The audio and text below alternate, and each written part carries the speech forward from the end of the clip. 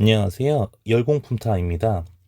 자, 오늘은 문제 4번 문제를 한번 풀어보도록 하겠습니다. 문제사 어느 건물의 난방부하에 의한 방열기의 용량이 350kW일 때 주철제 보일러 설비에서 보일러의 전격 출력 킬로와트, 오일버너의 용량 리터 퍼 아워와 연소에 필요한 공기량 미터 세제곱 퍼 아워를 구하시오.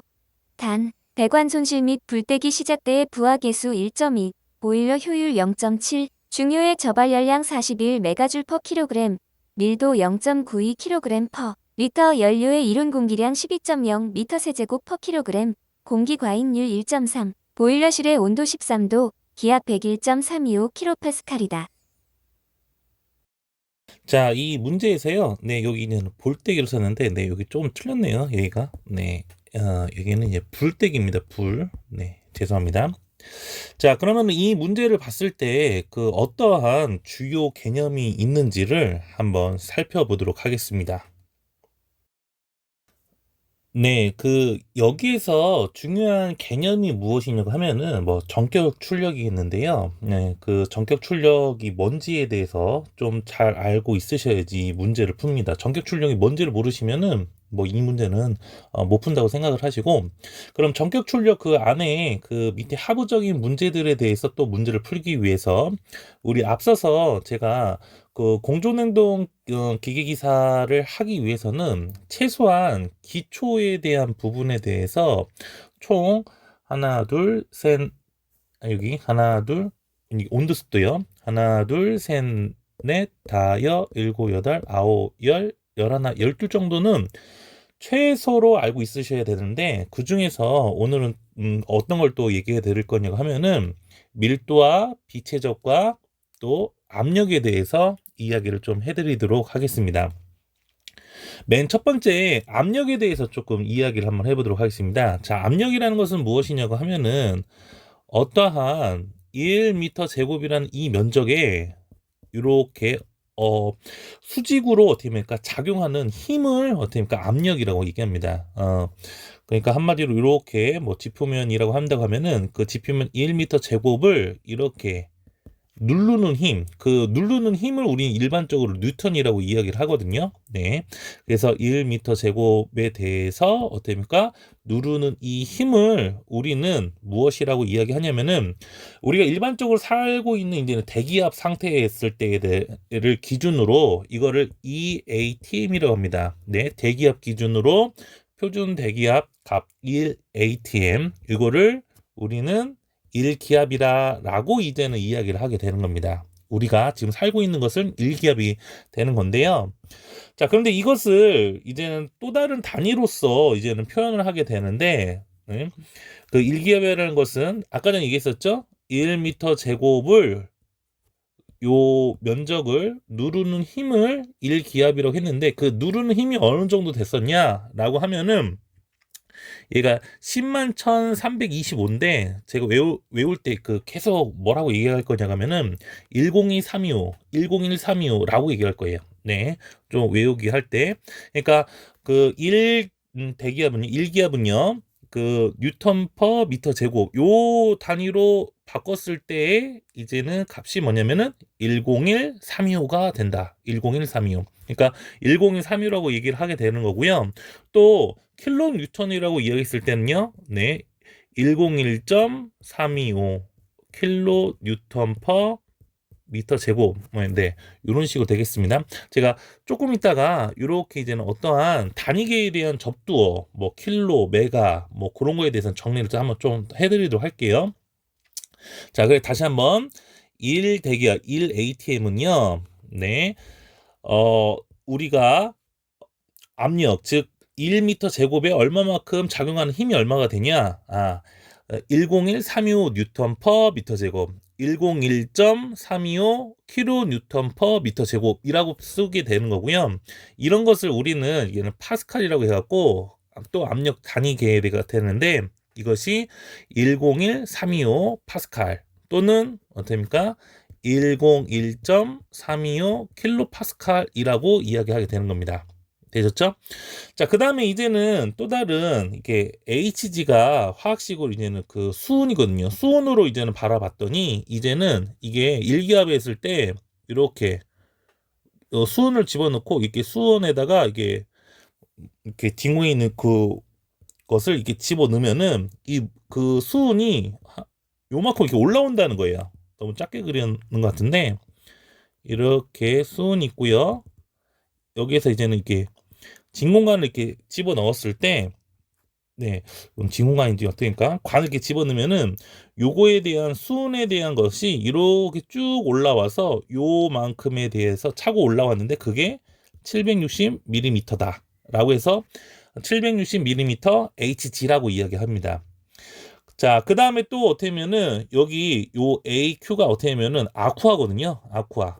아쿠아 했을 때 어떻게 합니까? 이것도 똑같이 10.33332m 정도가 이렇게 올라오게 된다라는 것을 이제 알 수 있게 된다는 거죠. 그래서 우리가 1 대기압에 대해서 표현을 할 때 어떻게 표현하냐? 뉴턴 퍼 미터로 또는 파스칼로 그다음에 밀리미터 HG로 또는 네. 또는 뭐라고요? 네. 그 10.332mm 아쿠아로 이렇게 아쿠아 쪽으로 이렇게 표현이 되게 된다라고 생각을 하시면 되겠습니다.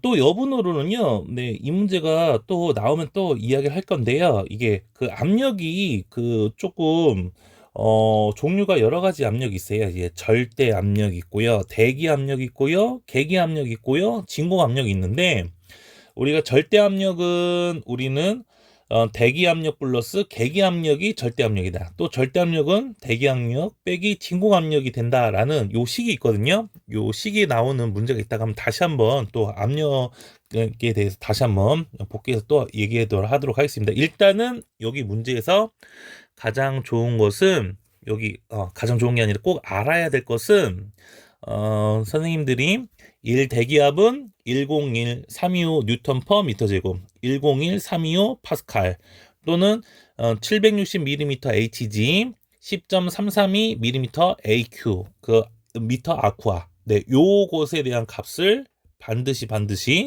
암기를 하셔야 됩니다. 네, 꼭 암기, 최소한 암기해야 되는 부분이 있죠? 꼭 암기해야 되는 부분이 이 부분이니까 그 부분에 대해 잘 알고 있으시면 되겠습니다. 자, 그럼 두 번째로는 보일러의 출력입니다.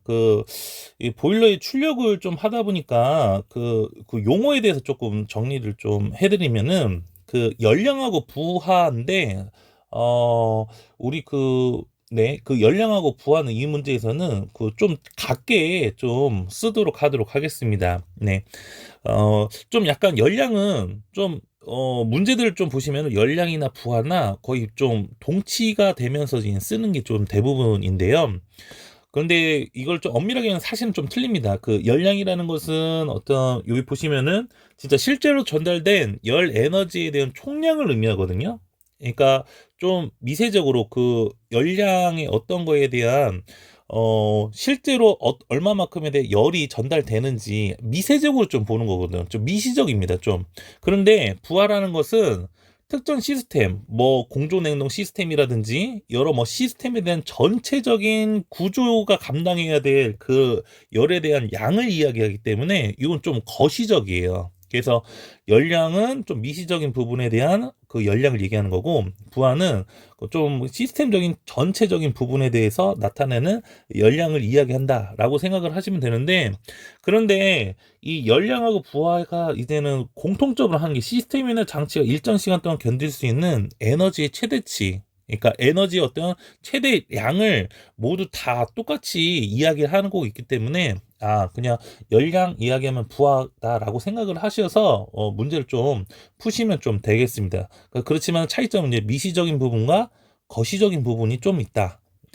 자, 그래서 우리가 중요한 것이 이 문제에서 여기 이 문제에서 가장 중요한 것은 요 부분이거든요. 어떤 부분이냐고 하면은 우리가 전격 출력이 무엇이냐라는 것을 잘 아셔야 되는데, 어떠한 시스템이라든지 어떠한 시스템이라든지 기계가 할 수 있는 출력량이 있습니다. 근데 그 출력량이 어떻게 구분이 되냐고 하면은 정미 출력, 그 다음에 상용 출력, 그 다음에 전격 출력, 그 다음에 과부하 출력. 과부하 출력 이상이 되면은 그건 고장 나는 겁니다.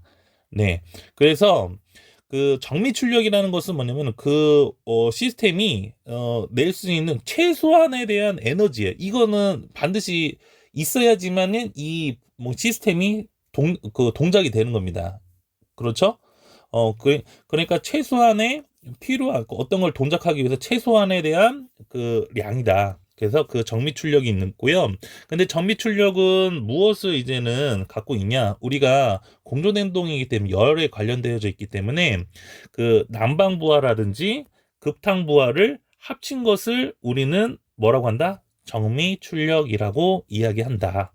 그 다음에 상용 출력이라는 것은 어떻게 항상 사용하는 용량이에요. 그러니까 우리가 사용하고 있는 그러한 용량이 어떻게 되냐라고 하면은 난방부하 플러스 급탕부하 플러스 우리가 일반적으로 뭐 오피스라든지 생활하기 위해서는 어떤 배관을 타고 와갖고선요 그거에 대해서 우리가 이용을 하는 거잖아요. 근데 어떤 공조기가 있다고 하면은 그 배관을 통해서 우리가 그 난방이라든지 냉방이나 타고 올라오는 거잖아요. 그거에 대한 그 배관 소실 부하도 생각을 하셔야 된다는 얘기예요. 그래서 우리가 일반적으로 사용하고 있는 상용 출력 값은 그 난방부하 급탕부하 그 다음에 배관에서 생기는 손실 부하까지 합산되는 그 량을 상용 출력이라고 해서 그걸 다 구해 주셔야 상용 출력 값이 나오게 되는 겁니다. 자, 그 다음에 이제 전격 출력입니다. 전격 출력이라는 것은 우리가 그러니까 한마디로 그거예요. 그러니까 그 우리가 앞서서 우리가 사용하기 위해 상용 출력하기 위해서 우리가 그냥 바로 하는 것이 아니라 어느 정도에 대한 예열이 필요하다는 거예요. 예, 예. 뭐 자동차를 우리가 운전하기 위해서 우리가 시동 키를 드르륵 하는 거잖아요. 그렇게 좀 어느 정도에 대한 엔진에 대가 조금 예열을 시켜야 된다고요. 예. 그래서 그거에 대한 부분에 대한 이 예열 부하가 있는데 그 예열 부하를 우리는 불떼기 시작 때에 대한 부하라고 이제는 말을 바꿔서 이야기를 합니다. 그래서 우리가 전격 출력이 되기 위해서는 그 값을 구하기 위해서는 난방부하 플러스 급탕부하 플러스 배관 손실부하 플러스 예열부하까지 합산이 돼서 얘기를 하셔야지 전격 출력 값을 우리 구할 수 있다라는 겁니다. 자, 마지막으로 과부하 출력인데요. 이 과부하 출력은 이제는 전격 출력의 거의 어떻습니까? 전격 출력의 10%좀 20% 조금 더 할애해서 생기는 그 과부하거든요. 예. 그렇기 때문에 그런데 이제는 이 과부하라는 것은요. 어떻게 그러니까 우리가 일반적으로 공조냉동 기계기사의 실기에서는 거의 좀 이거는 실기 잘 안 나와요. 네. 그래서 우리가 조금 잘 알아두셔야 될 것은 앞에 있는 출력, 정미 출력, 최소한 출력. 그 최소한 출력은 난방부하 플러스 급탕부하다. 상용 출력은요. 난방부하 플러스 급탕부하 플러스 배관 손실 부하다. 그 다음에 전격 출력은요. 난방부하 플러스 급탕부하 플러스 배관 손실 부하 플러스 예열부하. 예열부하는 불떼기 시작되기 부하랑 똑같은 말이다. 요거를 꼭 잘 알고 있으셔야 된다는 겁니다. 자, 세 번째는 효율입니다. 효율. 그 효율이라는 것은 무엇이냐고 하면은, 입력분의 출력이거든요. 아, 이게 효율이 세. 그러니까 한마디로 보면은, 우리 자동차도 보면은 효율이 어떻게 돼? 라고 해서 이렇게 뭐 등급을 매게 되는데, 그러니까 우리 일반적으로 자동차에 대한 연료를 주입을 했을 때 그 연료에 대한 그 열량을 모두 다 자동차가 출력값으로 다 변환해서 나온다고 하면은 아마 그 자동차는 아주 대히트를 칠 겁니다. 왜냐면은 이 우리가 연료를 넣었을 때 그 연료에 있는 그 양만큼 이 발열량만큼 이 자동차가 그만큼 다 효율하지 못해요. 뭐 손실이 있기 때문에. 예, 예. 그래서 손실에 의해서 생기는 그런 값들을 이제는 손실을 제하고 생기는 그 자동차가 움직이는 전체에 대한 그거를 이제는 출력값이라고 하거든요. 그러니까 한 예로 이제 자동차를 들었는데 그것처럼 연료에 의해서 생기는 어떠한 양이 있어요. 연료를 지급하면 그 연료에 의해서 생기는 발열량이 생기는데 그거에 대해서 이제는 그걸 환원해서 어떠한 기계적인 것으로 바꿔서 그런 열량으로 이제는 바꿔서 이제는 그 운동을 하거나 뭐 열을 내거나 여러 가지 해서 나오는 그 출력량이 있어요. 네. 근데 그 출력량 중에서 전격 출력량을 어떤 그 출력량으로 이제는 이야기를 많이 하거든요. 그래서 효율은 어 입력분의 출력이 되는데 입력이라는 것은 연료량 곱하기 그 연료량에 의해서 생기는 발열량 있잖아요. 그런데 일반적으로 연료량은 그 저위 반열량을 곱해서 나오는 양을 연료 발열량이라고 이야기합니다. 그거 분의 그 출력값, 그러니까 어떤 기계라든지 뭔가 할 수 있는 출력값은 전격 출력으로 분자가 돼서 입력분의 출력을 이런 식으로 나타내 준 다음에 그거에 대해서 효율값을 구하게 된다는 겁니다. 예, 그러니까 효율이라는 것은 입력분의 출력이다. 어떠한 값에 대해서 있는데 그것을 전부 다 환원시키지 못하고 손실에 의해서 나오는 전격 출력 값을 우리는 효율이다라고 이야기를 하게 되는 겁니다. 효율은 다음번에 제가 다시 한번 효율에 대해서 정리를 좀 해드리도록 할게요. 왜냐면요, 이게 분모로 써야 되는지 분자로 써야 되는지 모르기 때문에. 그래서 다음번에는 효율에 대해서도 나왔다고 하면 또 다시 한번 다루도록 하겠습니다. 자, 밀도와 비체적입니다. 그 밀도 로우라는 것은요, 네, 밀도 로우라는 것은 단위 부피당 질량을 나타내는 물질이 고유한 특성이다. 그래서 미터 세제곱 퍼 킬로그램이다라고 이제는 이야기를 하게 되는 겁니다. 자, 그래서 우리가 밀도를 정리를 한번 좀 더 해보도록 하겠습니다. 이것도 최소한 암기하는 부분인데요. 네. 그 수증기 밀도보다는요, 우리가 이제는 공기 밀도를 많이 쓰는데, 네, 수증기 밀도는 한번 보시고요. 네. 그 다음에 우리가 그 여기에서 그 부피, 네, 부피가 나오고 그러기 때문에 부피가 나오면은 조금 아셔야 될 것이 그 온도와 압력에 의해서 부피가 변해요. 당연하겠죠. 온도가 높으면 부피가 커지겠고, 압력이 어떻게 보면 세지면은 부피가 쪼그라들겠죠. 네. 그래서 부피가 있다고 하면은 온도하고 압력이 조금 중요하게 되는데, 그래서 온도에 대한 기준으로서 온도, 그러니까 온도를 왜 그렇게 하냐고 하면은 기압은 압력은 우리가 인위적으로 좀 바꿔줄 거예요. 근데 우리가 살고 있는 이 우리가 살고 있는 여기는 제가 앞에서 얘기했듯이 일기압 상태잖아요. 그러니까 일기압 상태에서의 어떻습니까? 온도. 일기압 상태의 온도였을 때에 대한 일기압 상태의 온도, 일기압 상태 온도였을 때에 대한 이 뭐 밀도를 이야기를 한다라고 생각하시면 되는 겁니다. 자, 수증기에 대한 밀도는요, 100도씨 기준으로서 0.6 kg per 미터 세제곱. 자, 공기 밀도를 잘 많이 사용했다고 했으니까 공기 밀도는 1.2 kg per 미터 세제곱. 네, 20도를 기준으로 얘기했습니다. 자, 물의 밀도는요, 네, 1000kg per 미터 세제곱 4도 기준인데, 그래서 일반적으로 이렇게 요걸 좀 단위를 많이 써요. 왜요?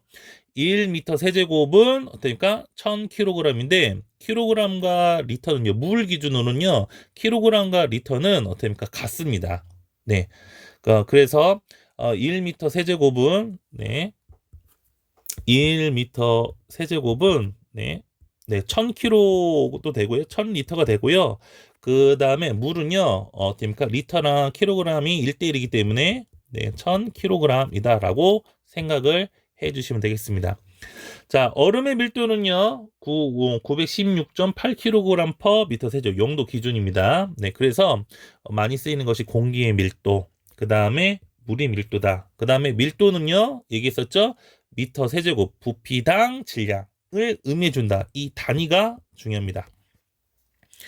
자, 그 다음에 이제는 밀도의 역수인 그 최적입니다. 최적은 뭘 중심으로 하냐고 하면은, 네, 그 그램, 그러니까 최적, 그러니까 부피가 중요하다는 거예요. 그러니까 단위 질량당 물질의 부피를 나타내는 물리량, 그러니까 거꾸로 킬로그램 퍼 미터 세제곱을 이야기를 하게 된다라고 이제는 이야기를 하시면 되는데, 우리가 네 이거를 조금 이야기를 좀 하도록 하겠어요. 네 이게 저도 되게 조금 많이 어려웠던 부분인데 근데 이거를 좀 잘 숙지하시고 문제를 푸시면은 이것만 한번 정립이 되면은 문제를 푸실 때 그 단위만 나왔어도 문제를 푸는 게 몇 가지가 되게 수월하게 잘 풀립니다. 뭐냐면은 우리 선생들한테 그 조건으로 주어지는 게 있어요. 조건으로 주어지는 게 뭐냐고 하면은 무슨 양을 주어줘요. 어떤 양. 그런데 어떤 양을 주어질 때 그 질량 단위로 주는 게 있어요. 질량 단위로서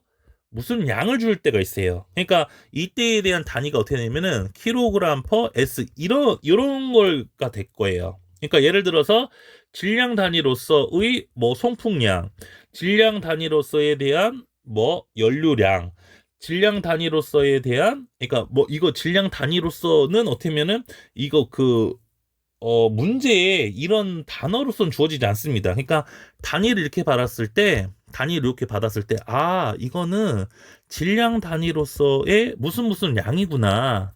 네, 되셨나요? 네.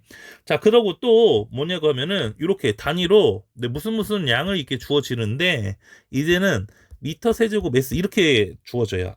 이거는 미터 세제곱 부피. 부피 단위로서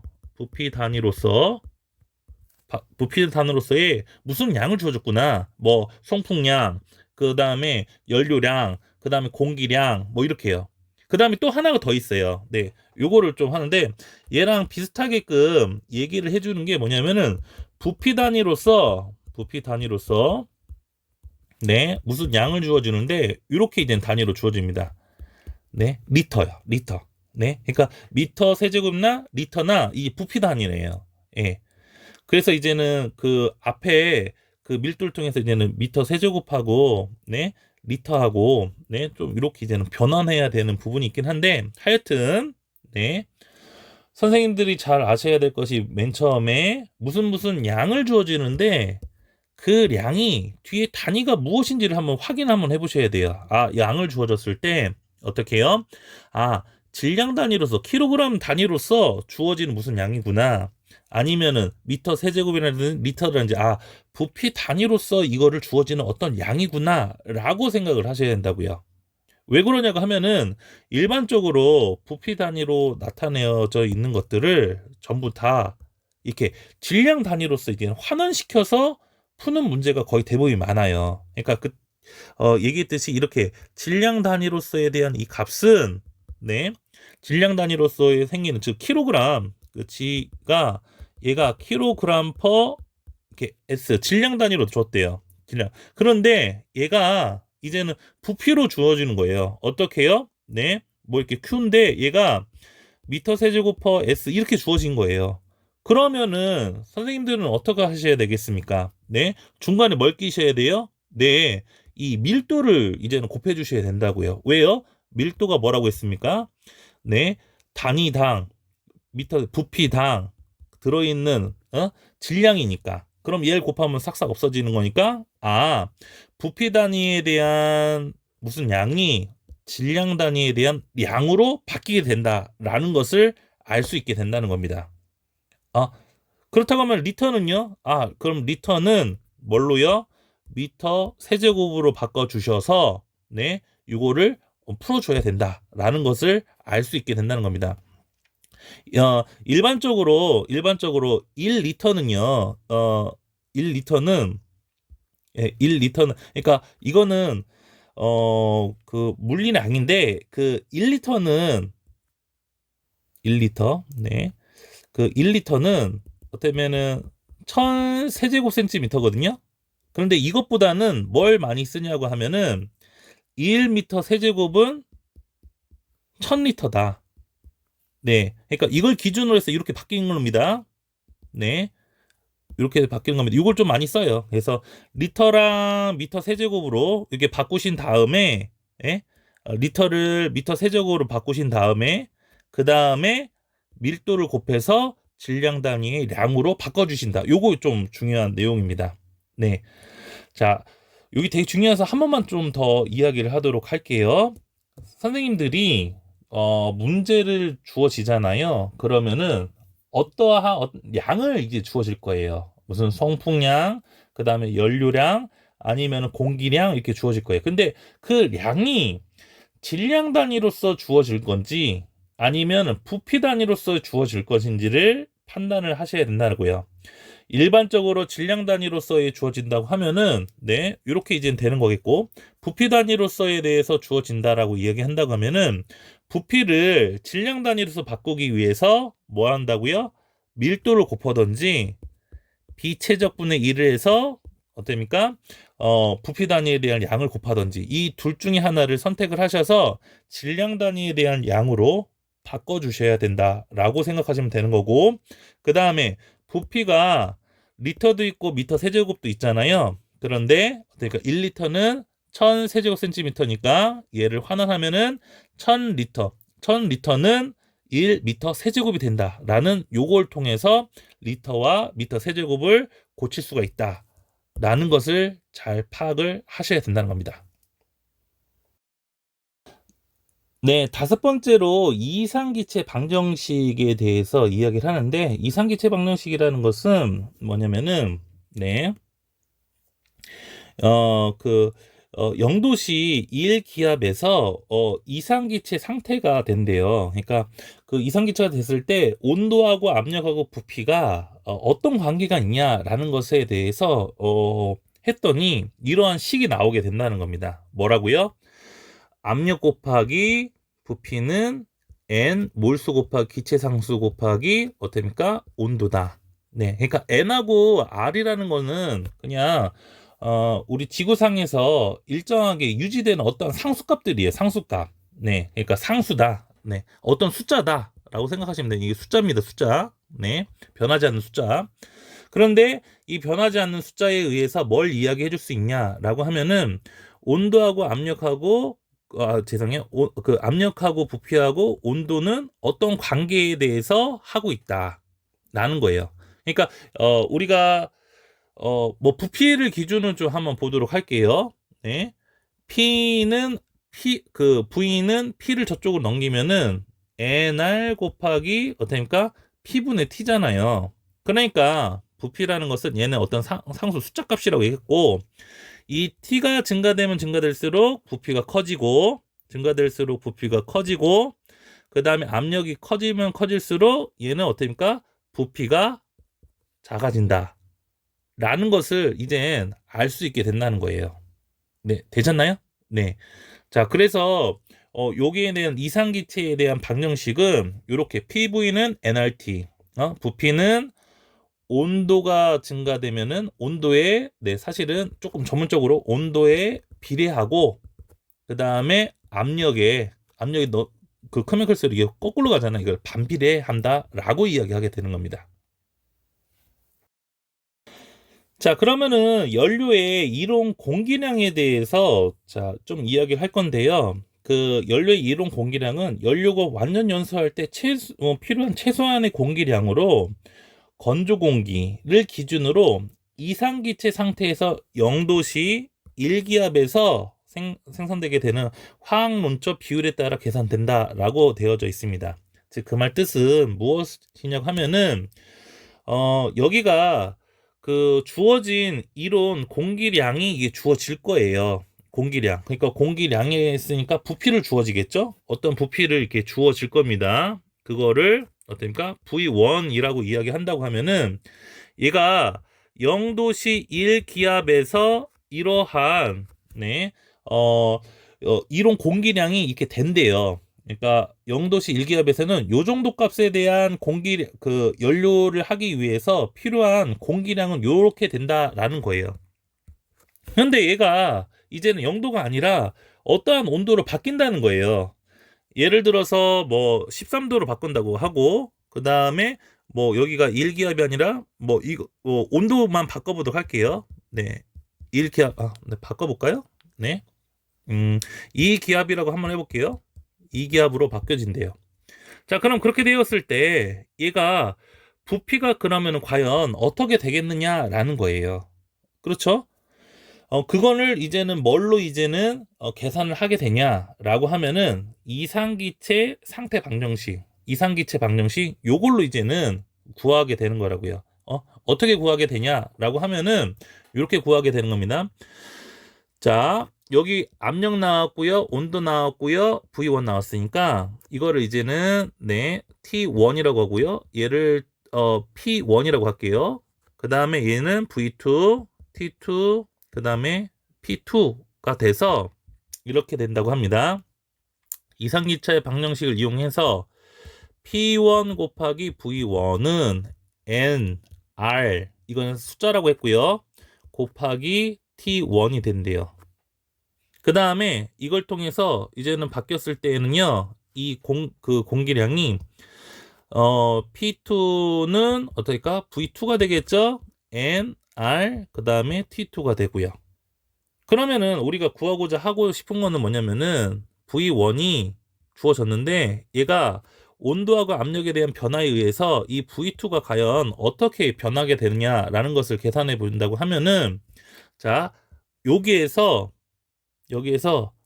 얘를 나누세요. 예. 얘를 좀 나누니까 밑으로 써볼게요. P1 곱하기 V1은 NR 곱하기 T1 이렇게 쓰겠습니다.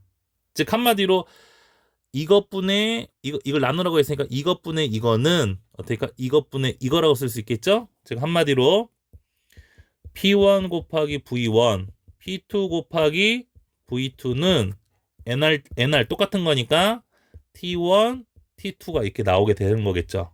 그렇죠? 자, 그러면은 여기에서 이렇게 한번 해보도록 할게요.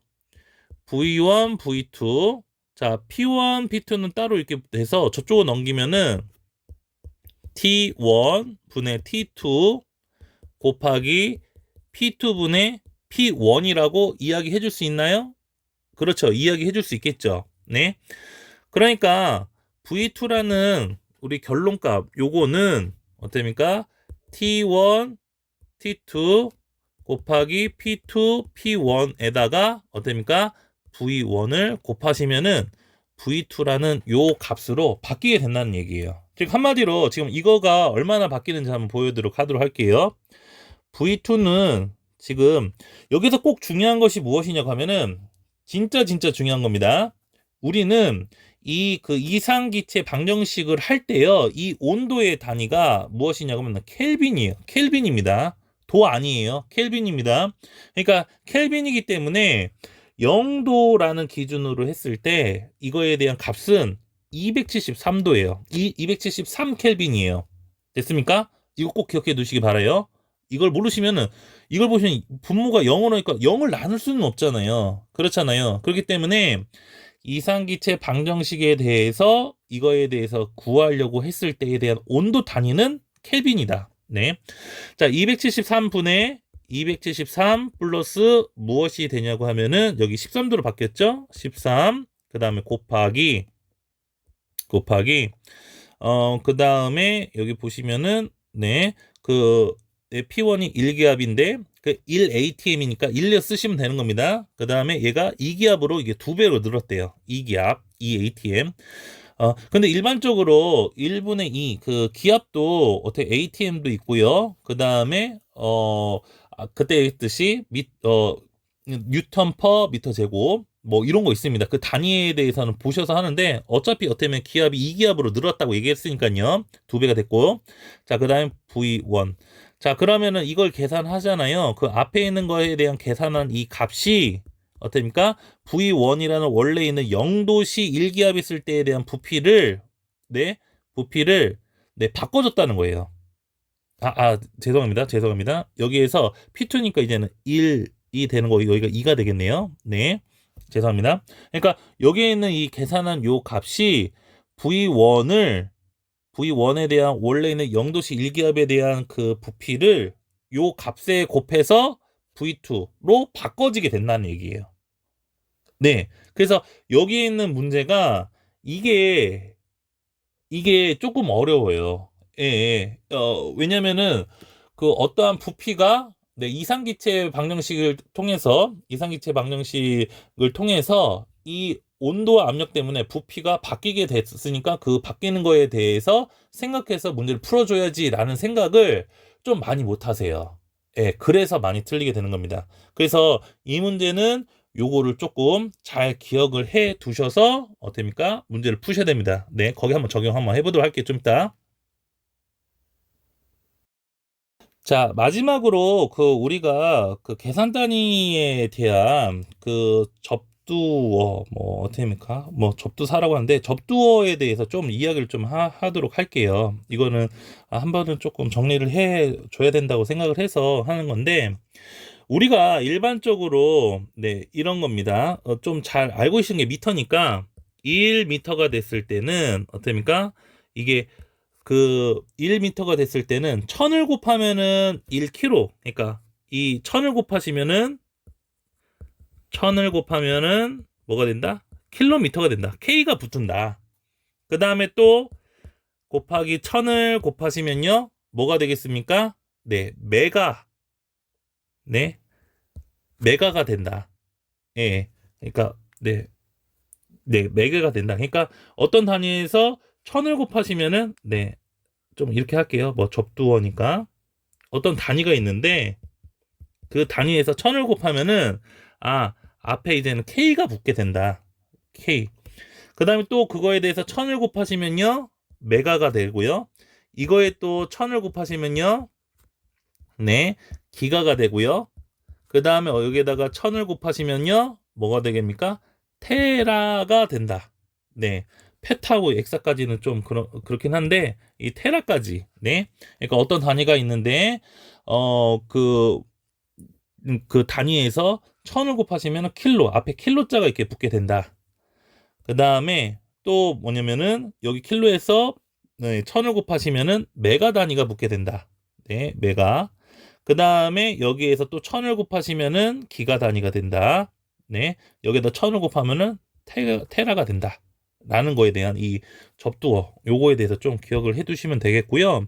이제 거꾸로 줄어드는 거예요. 줄어드는 거 뭐냐면은 뭐 센티미터, 밀리미터는 이거 하진 않겠습니다. 자, 밀리미터에서 이제는 밑으로 네 밑으로 그 떨어지잖아요. 그러면요, 그러니까 그 1000분의 1을 곱한다. 1000분의 1을 곱하시면은 어떻습니까? 마이크로가 됩니다.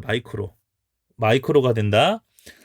그 다음에 이 마이크로에서 또 1000분의 1을 또 곱하시면은 네, 나노미터가 된다. 마이크로 나노미터. 그 다음에 또 여기다가 1000분의 1을 곱하시면은 피코미터가 된다. 예. 그러니까 밀리미터에서 네, 한마디로 마이크로, 그 다음에 마이크로, 그 다음에 나노, 그 다음에 피코미터. 네. 그래서 마이크로, 나노, 피코로 이게 밑으로 네, 단위로서 떨어지게 된다라는 것을 좀 아시면 된다. 왜 단위계에 대한 이 접두에 대해서 왜냐면은 1000을 곱해야 되는 건지 아니면 또 시간이요. 시간. 또 시가 분인지 시인지 초인지 예? 그거에 대해서 그 숫자 하나 때문에 이 공조냉동이라는 이 시험 문제가 나중에 어느 그 경지까지 올라가시면은 진짜 짜증이 나실 거예요. 그렇기 때문에 그 선생님들이 지금서부터 준비하실 것이 이 단위를 잘 보셔야 된다는 겁니다. 네, 단위만 잘 보시면은 거의 반 이상 먹고 간다는 거죠. 자, 그러면은 집중적으로 한번 그 문제를 한번 풀어보도록 하겠습니다. 자, 첫 번째 1번 보일러 전격 출력에 대해서 한번 알아보도록 하겠습니다. 자, 여기에서 하나 좀 더 하도록 할게요. 뭐냐면은 킬로와트가 있잖아요. 네, 요거서부터 시작을 할게요. 자, 우리가 힘 단위는 아까 전에 뉴턴이라고 했잖아요. 그렇죠? 그 뉴턴을 있으면 그 힘이라는 거에 대해서 그 작용하는데 우리 힘에 대해서 1 단위에 대한 줄로 바뀌기 위해서는 얘가 움직여야 됩니다. 그러니까 힘이 있고 거리가 있으면은 어떻게 어떠한 열, 어떤 에너지를 했다는 거예요. 됐습니까? 네, 그것이 이제는 네, 줄이 되는 거고요. 그러면은 이 줄이라는 이 자체에 대해서 네, 어떤 시간당 일에 대한 양을 하게 되냐고 하면은 어떤 출력값이 나오게 됩니다. 이것이 바로 뭐가 되냐고 하면은 네, 와트가 돼요. 예. 그래서 이 와트라는 이 그 단위는 어떻게 뉴턴 곱하기 미터 퍼 S라고 하시면요. 우리가 어떠한 그 양, 그러니까 좀 출력량, 그러니까 어떠한 시간당 일한 양 값에 대해서 어떻게 구할 수 있게 된다는 것을 알 수 있습니다. 그래서 뉴턴 곱하기 미터는 어떻게 줄이 되는 거겠고 줄을 시간으로 나누면 세크 S로 나눴습니다. 그거를 어떻게 와트라고 이야기하게 된다. 그래서 얘를 단위를 이제는 합쳐 보신다고 하면은 어떻게 와트는 뉴턴 곱하기 미터 퍼 S로 할 수 있다라는 거. 요걸 조금 네. 좀 아셔야 되는 겁니다. 네. 그 단위가 중요합니다. 자, 그래서 여기에서 한번 해보도록 하겠습니다. 보일러에 대한 전격 출력을 구하여라. 여기 킬로와트를 구하라는 겁니다. 근데 그 킬로와트를 구하게 되는데 지금 보시면은 난방부하의 어떻게입니까? 용량이 350킬로와트가 됐다고 합니다. 그런데 문제를 쭉 보시다 보면은 급탕부하가 없어요. 그럼 급탕부하는 뭐 무시해 준다는 거고요. 그 다음에 여기에서 문제를 조금 보셔서 해석을 좀 하셔야 되는데 이거를 처음 보시면 되게 생소하신데 그거에 대해서 좀 번역을 좀 하도록 할게요. 급탕부하는 여기는 없고요. 그 다음에 배관 손실, 네, 배관 손실 여기 있네요. 배관 손실 및 불떼기 시작 때에 대한 부하가 1.2다라는 거예요. 이거 무슨 얘기야? 라고 하시는데 이게 뭐냐고 하면은 정미부하는 이미 이게 이제 정미부하잖아요. 그러니까 최소한에 대한 어떤 출력할 때 필요한 열량 있고요. 거기에 배관 손실과 예열 부하가 어떻습니까? 1.2, 즉 20%가 좀 과산이 된다라는 거예요. 그러니까 20%, 그러니까 정미부하가 이렇게 있고 그럼 이거에 대한 배관 손실 및 불떼기 시작할 때에 대한 부하 계수가 1.2라는 것은 여기 있는 정미부하의 20%를 좀 더 할당해서 전격 출력을 하겠다라는 거에 대해서 이야기를 해준다는 거예요. 네. 그거를, 네, 해석을 하셔야 됩니다. 해석 못하시면 안 돼서. 네, 그래서 우리가 전격 출력 값이라는 것은, 전격 출력이라는 이 값은, 네, 여기에서, 네, 전격 출력은 난방부하 플러스 급탕부하 플러스 배관 손실 부하 플러스 예열 부하인데, 즉, 불떼기 시작할 때의 부하인데, 여기에서 정미 부하가 지금 여기 보시면요, 난방부하 방열기에 대한 용량, 요거 있었죠? 350kW 여기 있고요. 350kW 여기가 이제 킬로와트입니다. 이렇게 되어져 있는데 355kW가 되어 있고 급탕부가 없으니까 이제는 어떤 정미부하가 요거가 된다라고 생각하시고 요거에 어떻습니까? 그 배관 손실 및 불떼기 부하에 대한 개수가 1점이니까 여기에 20%를 합산한다. 그러니까 350에 그러니까 한마디로 350에 어떻습니까? 0.2, 20%니까 0.2죠? 이걸 한다. 그러면 이거를 보시면은 350 곱하기 1.2가 돼요. 그러니까 여기 정미부에 1.2를 해주시면은 전격 출력 부하가 된다라고 생각을 하시면 전격 출력 값이 나오게 된다라고 생각을 하시면 되겠습니다. 그래서 350 곱하기 1.2를 해보시면은 얼마가 되겠습니까? 네. 자, 계산 한번 해볼까요? 네. 350에다가 됩니까? 1.2를 곱하시면은 얼마가 되겠습니까? 420이 되겠네요. 그러니까 이 전격 출력 값은 420kW가 되겠습니다. 네. 그래서 420kW다 라고 생각하시면 되겠습니다. 자, 1번은 이제는 풀어서 그러니까 전격 출력 값이 420kW가 이렇게 되어져 있는데요. 자, 두 번째로 이제는 해보도록 하겠습니다. 자, 두 번째는 뭐냐고 하면은 오일 버너의 용량 얘기했었죠? 그 오일 버너, 이 오일 버너가 조금 그 말투가 좀 이상하긴 한데, 그러니까 그 여기 이제는 보니까 그 중에 저 발열량 뭐 이렇게 있잖아요. 그러니까 한마디로 그 중유, 즉 뭐냐면 연료를 얘기하는 것 같아요. 그러니까 연료의 용량이 이렇다. 네. 자, 앞서서 여기가 보일러의 효율이 이렇게 있고요. 자, 보일러 효율이 있습니다. 보일러 효율이라는 것은 입력분의 아까 전에 얘기했었지 출력이라고 했습니다. 입력이라는 것은 뭐냐면은 이 보일러에 들어가게 되는 연료에 의해서 생기는 열량, 네, 연료에 의해서 생기는 발열량을 어떻습니까? 입력값이 되는 거겠고요. 그러면 그걸 통해 갖고선요 어떤 변화시켜서 어떤 출력값이 나오겠죠. 근데 위에 분자는 뭐라고요? 전격 출력값이 이제는 출력값이 나온다. 그래서 지금 여기 보시면은 네 어떻게 하시냐고 하면은 지금 요거 한번 볼게요. 입력값이 네그 뭐냐면은 요일 번호에 대한 용량이 있고요. 그 다음에 여기 보시면은 중유에 대한 저 발열량, 그 다음에 밀도, 그 중유에 대한 밀도가 되겠습니다. 네, 여기까지 좀 끊도록 할게요. 네, 자 앞서서 제가 이야기를 해드렸어요. 잘 들어보신다고 하면은 자, 이 오일 버너량, 그 오일 버너량 용량이 자 보시면은 자 보세요. 오일 버너의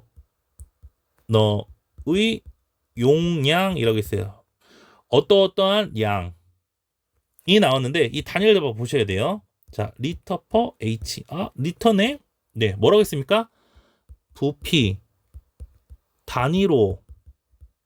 단위로서의 부피 단위로서에 대한 양이라고 했었죠? 네. 무슨 양. 그러니까 아 이게 부피 단위로서에 대한 무슨 양이네 라고 이제는 인식하게 되는데 여기에서 우리는 지금 중위의 저 발열량 그러니까 어떠한 킬로그램당 얘가 낼 수 있는 그 열량이에요. 네. 그러니까 한마디로 이 용량이 이렇게 있는데 얘를 이 용량에 대해서 네 용량에 의해서 중유에 대한 저 발열량을 곱할 거예요. 중유의 저 발열량을 곱하실 건데 이 단위가 무엇이냐고 하면은 네 아까 전에 얘기했죠. 단위 접두어 메가입니다. 메가줄 퍼 킬로그램이에요. 킬로그램. 지금 어떻게 하면은 요일에 대한 용량이 부피가 아니라 즉 킬로그램으로 약분해야 되기 때문에 이게 부피가 아니라 뭘로 바꿔주셔야 된다고요? 즉 질량 단위로서의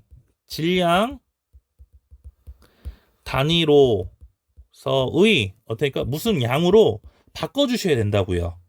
그러면은 앞에서 얘기했듯이 뭐라고 이야기했습니까? 이 부피를 어떻습니까? 질량 단위로서를 바꾸기 위해서 봤더니 이 밀도 리터 퍼 킬로그램 부피당 질량을 여기 있으니까 얘를 사용해야 된다. 여기에다가 이 밀도를 곱해야 되겠구나. 이 그 중위에 대한 밀도를 여기 곱해줘야 되겠다. 그럼 곱하면은 뭡니까? 이렇게 곱하면은 여기 곱하시니까 여기 곱하시면은 리터 퍼 킬로그램이니까 리터 사라지는 거니까 최종적으로 킬로그램 퍼 H 즉 시간당 킬로그램 즉 질량 단위에 대한 단위로서의 무슨 양으로 변하게 되겠구나 라고 생각을 하셔야 된다는 얘기예요. 아까 전에 얘기했습니다. 그래서 요 부분을 조금 간과하시면 안 돼요. 그러니까 처음에 좀 받아들이기가 좀 어려우시는데 그 부분을 맨 처음에 잘 하신 다음에 그러니까 질량 단위인지 부피 단위일수 양인지 그거를 왔다리 갔다리를 좀 잘 하셔야 됩니다. 자, 그래서 여기에 대해서 입력값은 어떻게 구한다라고 하면은 자, 밀도 곱하기 오일 버너에 대한 용량을 곱하시면은 질량 단위로서에 대한 오일 버너에 대한 용량이 나오게 되겠고요. 그러니까 H per 킬로그램 돼서 중유 저 발열량을 곱하시면은 결론적으로 어떻습니까? 결론적으로 여기 있는 거 요거 계산하시면은 킬로그램 퍼 H가 이렇게 나오게 되는 거겠고 그 다음에 중위의 저 발열량 하면은 메가 줄 퍼 킬로그램이 돼서 얘 킬로그램 없으니까 결론적으로 메가 줄 퍼 아우어가 나오게 되는 겁니다. 네, 요거 좀 확인하신 다음에 그 뒤에 좀 첨가를 하도록 할게요. 왜요? 분자는 분자는 지금 얘기했었잖아요. 입력은 연료에 의해서 생기는 발열량, 즉 중유에 의해서 생기는 발열량이 입력값이 되는 거겠고, 출력값은 전격 출력인데 전격 출력에 대한 단위를 보세요. 여기 뭡니까? 킬로와트예요. 킬로와트. 킬로와트입니다. 그러니까 분자는 킬로와트고 분모는 지금 메가줄 퍼 H라고 했어요. 그런데 제가 앞서서 이 얘기를 했어요. 킬로와트는 뭐랑 같다고요? 와트는 줄 퍼 세크, 즉 킬로줄 퍼 S랑 똑같거든요. 그렇죠? 그러니까 메가줄, 즉 분모를 메가줄 퍼 H를 메가줄이라는 것을 메가에서 킬로로 돼야 되고 그 다음에 H는 S로 바꿔주셔야 된다는 얘기예요. 되셨습니까? 이게 조금 단위를 선생님들이 정리를 잘 하셔야 됩니다. 그래서 계속 단위에 대한 얘기에 대해서 제가 계속 얘기를 하는데, 네, 모르시면 한번 제 영상을 다시 한번 돌려보시기 바랍니다. 자, 그러면은 마저 계산을 한번 해보도록 할게요. 계산에 대한 그 계산값에 대해서는 선생님들이 한번 해보시고요. 제가 직접적으로 어떻게면 이걸 한번 해보도록 할게요. 자, 2번. 이번에 0.7은 어떻게 되나 보일러의 효율이었습니다. 0.7이라는 것은 입력분의 출력이라고 이야기했습니다. 그 입력값이라는 것은 무엇이냐고 하면 오일 버너 용량이 낼 수 있는 발열량을 입력값이라고 얘기했습니다. 오일 버너에 대한 용량을 어떻게 합니까? Q라고 한다고 하면은 Q라는 것은 리터 퍼 H라서 부피 단위에 대한 양이네. 그러면은 얘에 대해서 뒤에 보니까 중유의 저 발열량이 어떻게 합니까? 메가줄 퍼 킬로그램이기 때문에 킬로그램, 즉 이 량을 뭐로요? 부피가 아니라 킬로그램, 질량 단위로 바꿔줘야 된다는 거예요. 그러면 뭐 한다고요? 여기에서 이 밀도를 곱하니 밀도는 부피분의 질량이니까 얘에 소거되는 거예요. 킬로그램으로 질량 단위량으로 바뀌겠네.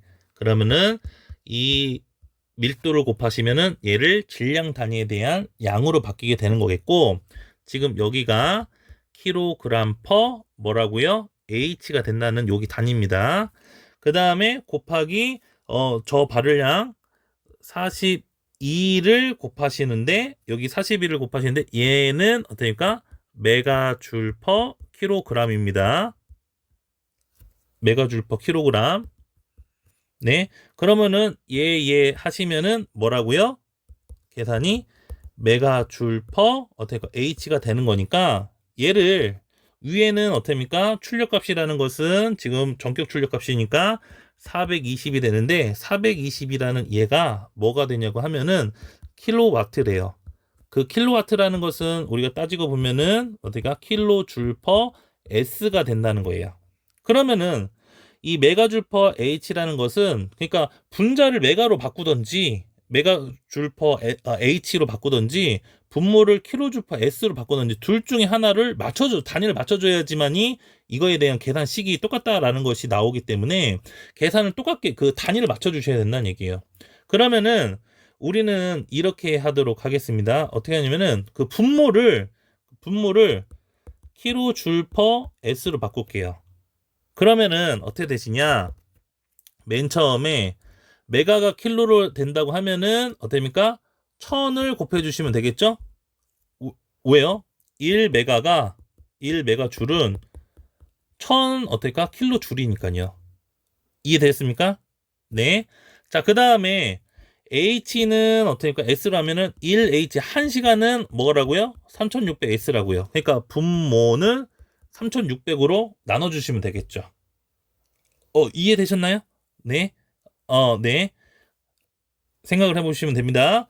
메가줄이라는 것은 1메가는 아까 전에 얘기했듯이 접두했을 때 1메가 그 밑이 킬로를 1000배 해주시면 1메가 되는 거잖아요. 그러니까 킬로로 떨어뜨리기 위해서는 1000을 곱하시면 되는 거겠고 1시간은 3600 초니까 그거에 대해서 1시간은 3600S로 떨어뜨리면 되겠습니다. 근데 얘는 분모고요. 얘는 분자예요. 네. 그럼 요런 식이 나오게 된다는 겁니다. 되셨나요? 예. 자, 그러면은 요거에 대해서 좀 정리를 할게요. Q를 저쪽으로 보내요. Q는 네, 0.92 네, Q 분모니까 분모를 없애게 분모 분자에다가 어떻게입니까? 이 Q를 곱하시면 됩니다. Q는 0.7이라는 것은 어떻게입니까? 저쪽으로 나눠지면은 41 곱하기 3601,000 곱하기 0.7 분모로 떨어지겠고 그 다음에 420 자, 둘 다 킬로줄파 S로 해갖고선요 네, 똑같게 맞아지게 되는 거겠죠. 네. 자, 그러면은 요것을 어떻습니까? 계산해 보신다고 하면은 얼마가 나오냐고 하면은 네, 57.264 어쩌고저쩌고 이렇게 나온대요. 네, 그러면은 우리가 공조냉동은 셋째 줄에서 그 소수점 셋째에서 반올림하니까 대략 57.26 값이 나오게 된다. 그것도 단위가 뭐라고요? 아까 전에 그 Q에 대한 단위가 뭐였습니까? 리터 퍼 H라는 이 단위가 나오게 된다는 것입니다. 되셨나요?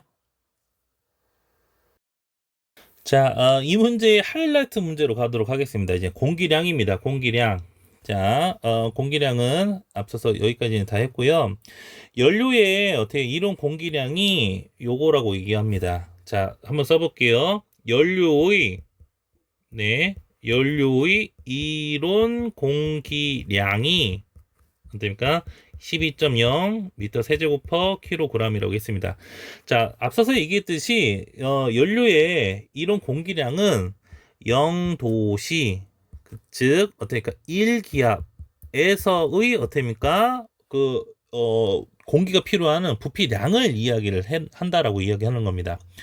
자, 그렇다고 하면은 여기에서 무엇을 이야기해 줘야 되냐고 하면은 우리가 지금 앞서서 이 Q를 구했죠?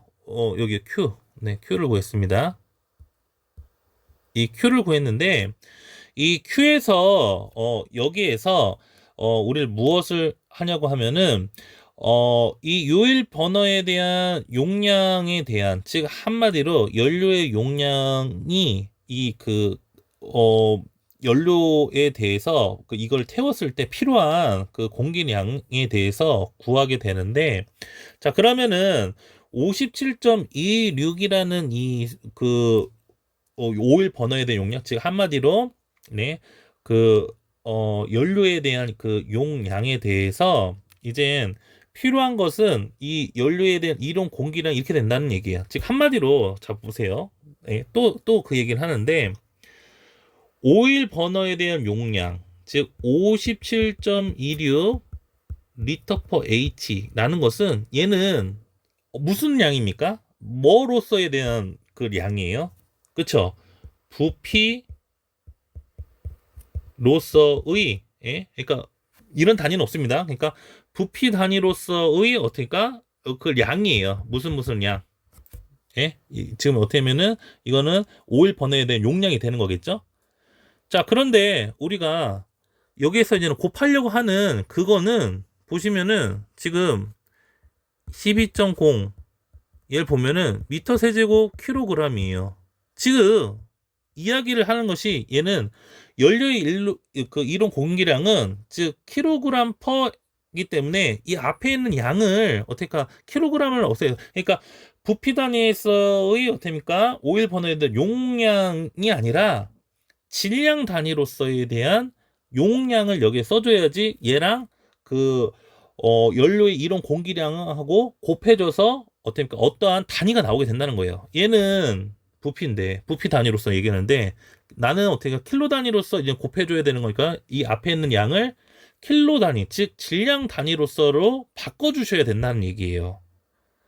이거를 계속 얘기했지만은 계속 생각하시고 계속 그 부분에 대해서 인식을 하셔야 된다는 겁니다.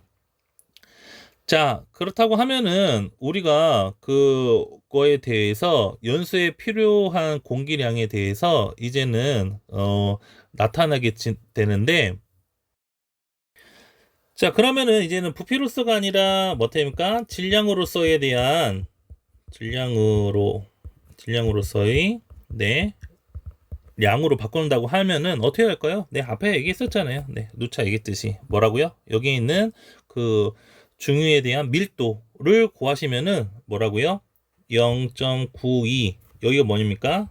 킬로그램 퍼 어때입니까? 리터이기 때문에 네, 리터 없으니까 요거 곱하시면은 아이고 곱하시면은 킬로그램 퍼 H가 나와서 질량 단위에 대한 무슨 양으로 바꾸니까 어떻습니까? 여기에 대해서 이렇게 약분할 수 있어서 계산해 줄 수 있겠구나 라고 이제는 인식하게 되는 겁니다. 좀 아셨나요? 네. 자, 그럼 계속 이어가도록 하겠습니다. 자, 그래서 필요한 것에 대한 부분이 이제는 무엇을 의미하냐고 하면은 지금 얘가요. 지금 필요한 게 지금 우리 질량 단위로서 곱해 주셔서 네. 여기에 연료의 이론 공기량을 구했어요. 그러니까 이거를 계산해 보신다고 하면은 네. 미터 세제곱 퍼 H라는 이러한 공기량을 구하게 된 거예요.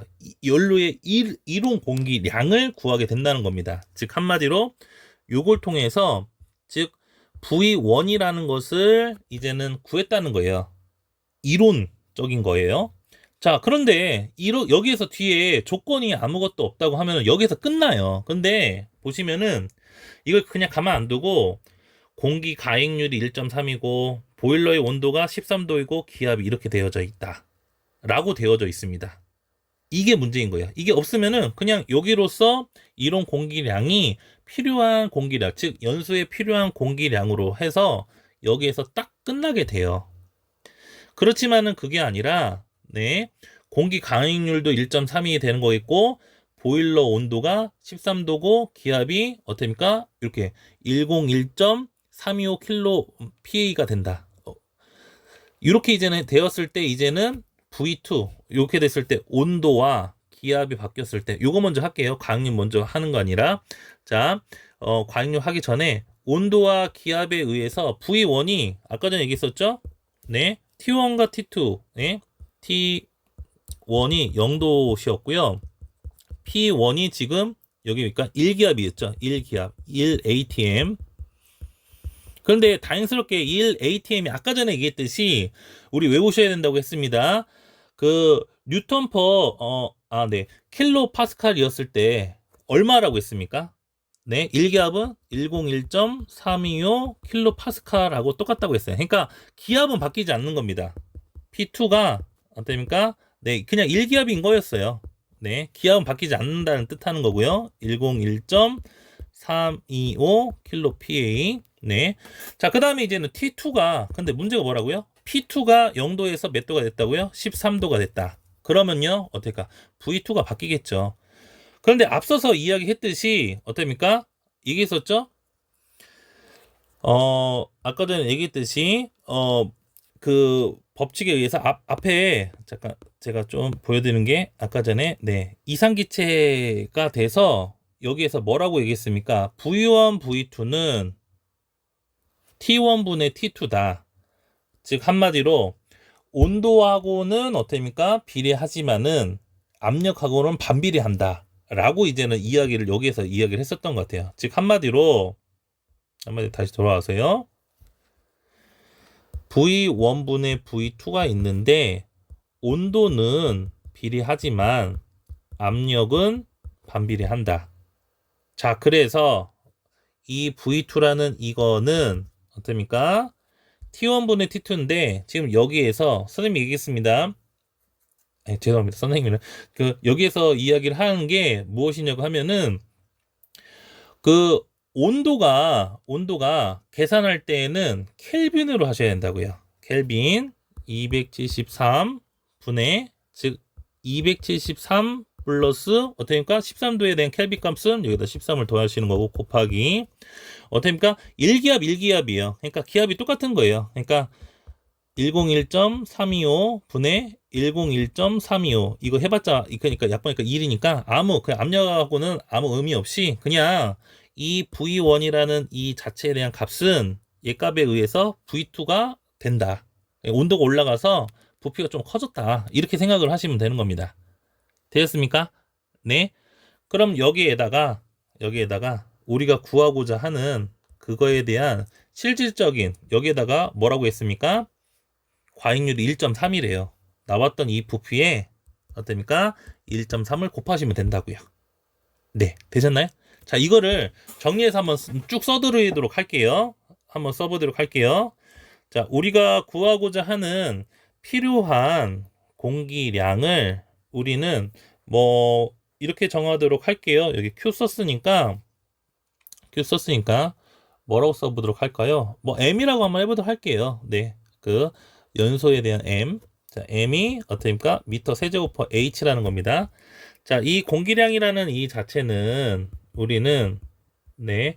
그러니까 그 제가 조금 아이디어를 주시면 아니 젖단에 대한 아이디어입니다. 그 제가 어떤 걸 계산을 쭉 할 때 그 밑에다가 단위를 꼭 써놔요. 그러니까 왜냐면 공조냉도 기계기사 같은 경우는 이 문자가 어떤 단위를 갖고 있는지를 추적을 하셔야 돼요. 됐습니까? 그래서 그 쓰신 다음에 그 숫자들에 대한 단위가 어떤 건지를 밑에다가 한번 써보시면서 계산을 좀 한번 해보세요. 그러면은 그 하시다가 계산값이 조금씩 틀린 데가 있을 거예요. 근데 바로 그것이 아마 단위에 대한 변환을 안 해주셔서 틀린 부분이 많습니다. 그래서 그거를 그 착오를 없애기 위해서 그 값들에 대해서 그 밑에 어떠한 단위로 그거에 대한 값을 썼는지를 밑에다 써주시면은 조금 이해하기 편합니다.